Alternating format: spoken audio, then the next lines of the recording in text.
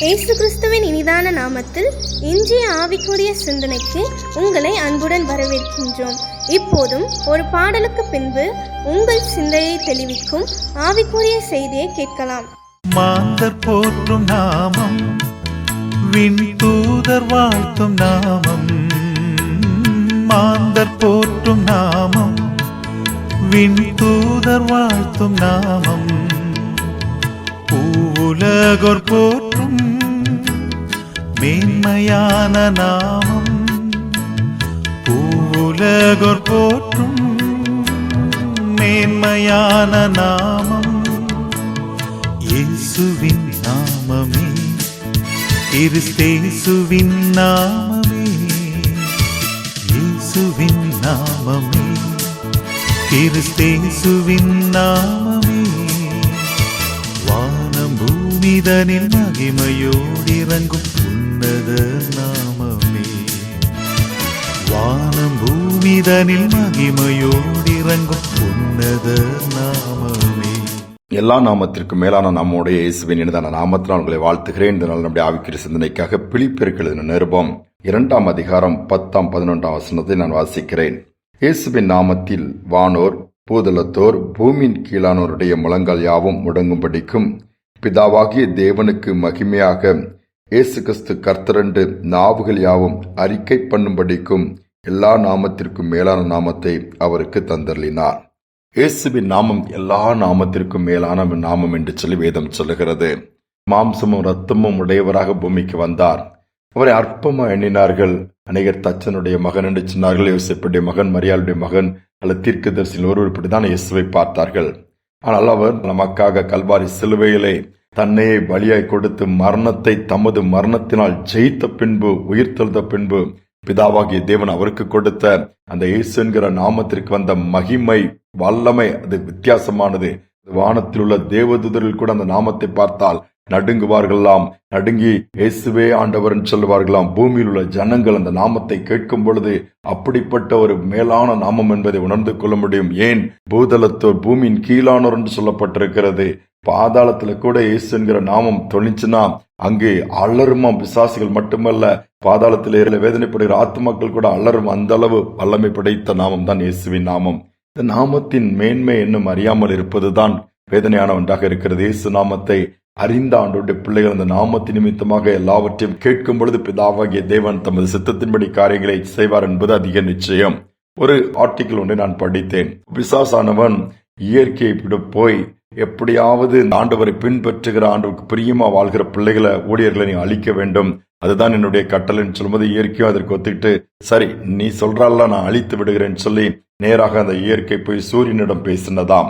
சூரியனை உனக்கு எவ்வளவு பவர் இருக்குது, யாரை வேண்டுமானாலும் சுட்டெரித்து விடலாம், அதனால் போய் கர்த்தருடைய பிள்ளைகள்லாம் நீ அழிச்சிடணும், ஆண்டவருக்கு ஊழியம் செய்யலாம் அழிக்கணும்னு சொல்லும் போது சூரியன் சொல்லிச்சான், பழைய ஏற்பாட்டு காலத்துல யோசுவான்கிற ஒரு தாசனம் தான், அவன் என்னையே நிப்பாட்டிட்டான். அப்படி வானத்துல என்னுடைய பங்கனிங்கே இல்லாதபடி நிற்க வேண்டிய அளவுக்கு அவன் வார்த்தைக்கு வல்லமா இருந்துச்சு, நிப்பாட்டிட்டான். அதனால நான் இந்த வேலைக்கே இந்த விளையாட்டுக்கே வரலன்னு சொல்லி அது முடியாதுன்னு சொல்லிவிட்டதாம்.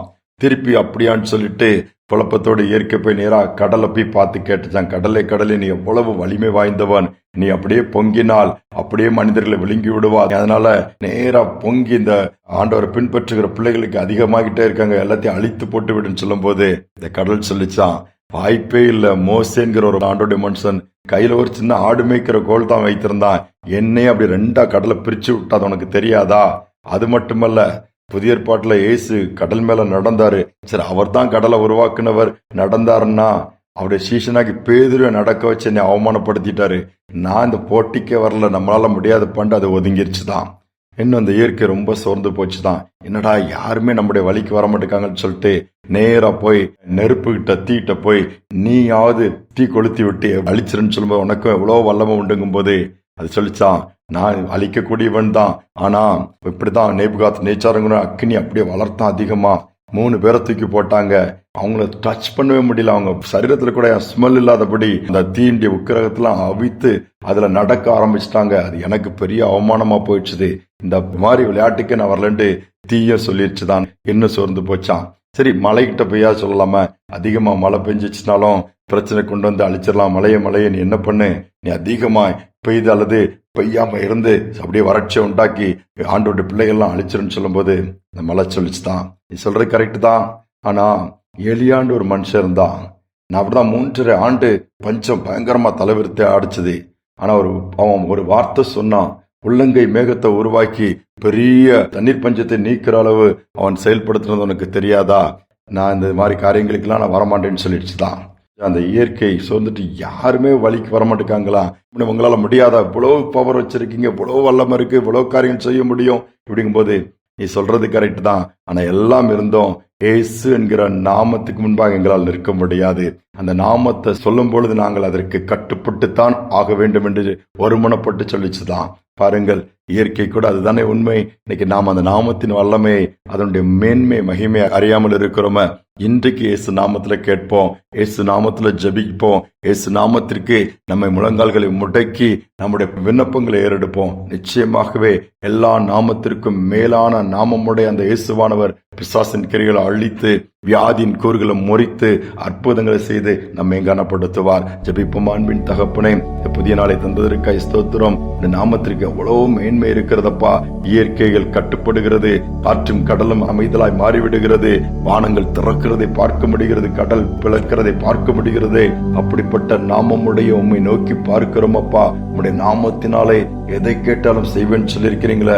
இயேசு என்கிற அந்த நாமத்தினால் அந்த நாளிலே ஜெபிக்கிறோம். இயேசு என்கிற நாமத்தினாலே எங்கள் வாழ்க்கையின் ஒவ்வொரு பகுதியிலும் இந்த நாம மகிமைக்காக மாறும்படியா நாங்கள் ஜெபிக்கிறோம். இந்த நாமத்தை கொண்டு ஜெபிக்கிற வேண்டுகிற ஒவ்வொரு பிள்ளைகளும் நாளிலே நினைத்தரலும். ஒருவேளை பலவீனமா இருக்கிற பிள்ளைகள் இயேசுவின் நாமத்தினால் சுகமடைவார்களாக.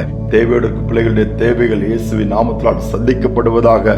சமாதான குறைவு மாறட்டும், பிரிவினைகள் எல்லாம் ஒளியட்டும், அற்புதங்கள் நடக்கட்டும். துதிகனமை ஏற்றுக்கொள்ளும் இயேசுவின் நாமத்தில் பிதாவே, ஆமேன், ஆமேன். இயேசுவின் நாமத்தின் மேன்மை அறிந்து கொள்வோம், நாமும் அந்த மேன்மையை அனுபவிப்போம். இந்த சிந்தனையோடு நாளை தொடருவோம். மீண்டுமாய் நாளை தினம் சந்திப்போம்.